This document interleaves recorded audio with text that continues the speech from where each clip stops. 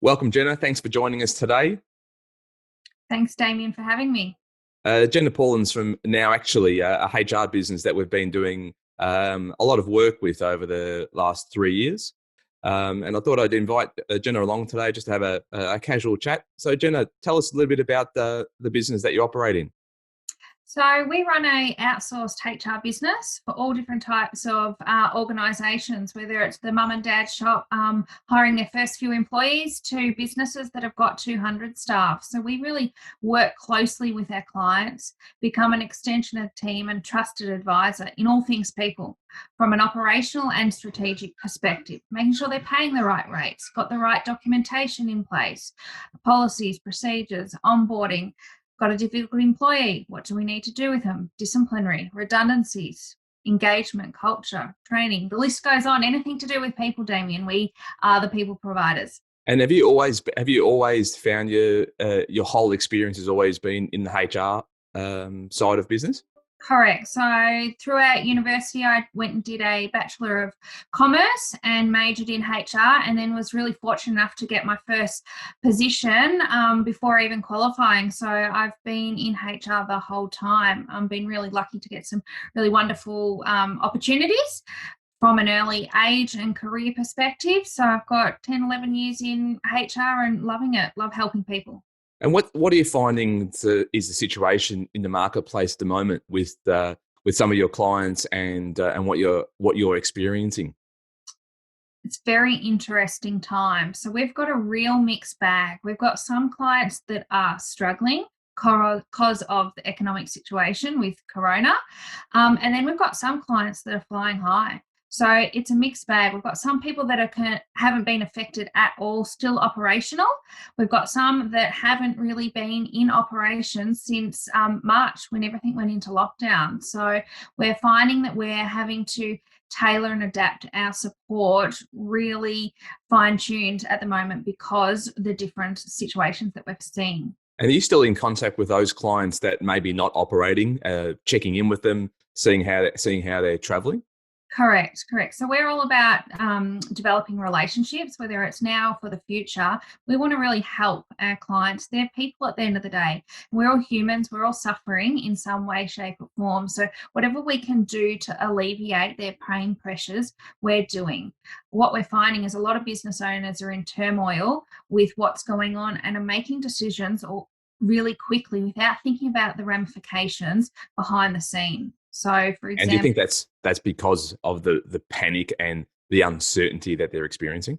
yeah, so people are, oh my God, we don't have the sales, I don't have the cash flow, I need to move someone on. That's okay, but you can't just say goodbye out the door, see you next time. You have to go through the right process. So from a fair work perspective, process is still in place. Whether you think it's right, wrong, or in the middle, you have to go through it. And that's what we're finding a lot of people are ignoring and not understanding their obligations under the Fair Work Act. They just seem to, I'm finding clients that just seem to forgetting the rights and the wrongs of employing people. And it's almost that they believe that because there is this situation occurring, that all the rules for industrial relations have actually gone out the door when they actually haven't gone out the door. One of the other things is, are you seeing opportunities come out of this for you as well?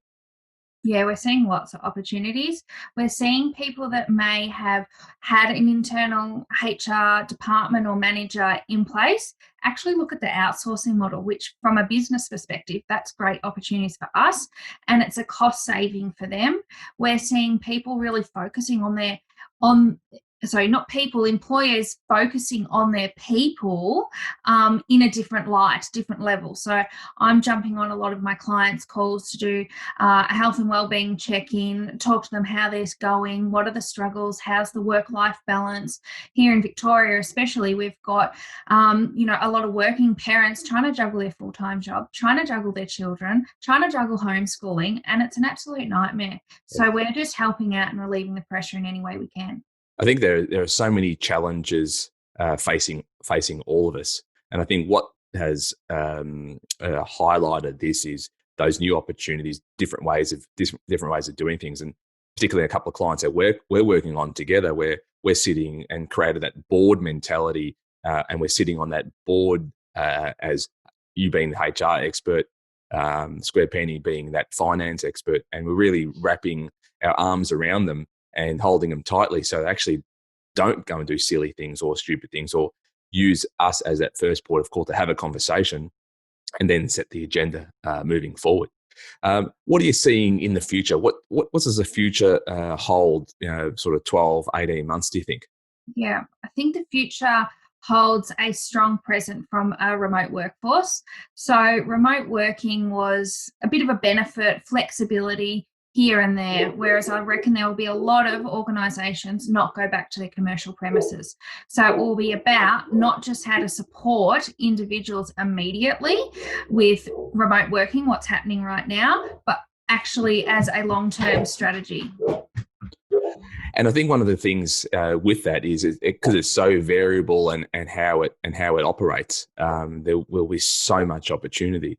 And as we'd like to do to end my normal catch-ups with people, tell us a useless talent that you might have, Jenna. Useless talent. So I can go from 0 to 10Ks running without too much training. I don't do it because it breaks the body because of other reasons, but I could, if you said, Jenna, I had to get up and run 10Ks tomorrow, I could do it. And what about what's an old trend that you'd like to come back? So I'm a big kid at heart when it comes to ice cream. My favourite ice cream store out there is Cold Rock. It's not around in too many locations anymore. So I would love Cold Rock to come back so I can access it easily. Well, Jenna, thanks very much for spending some time with us today. Look forward to continuing to work with you, and we'll catch you next time.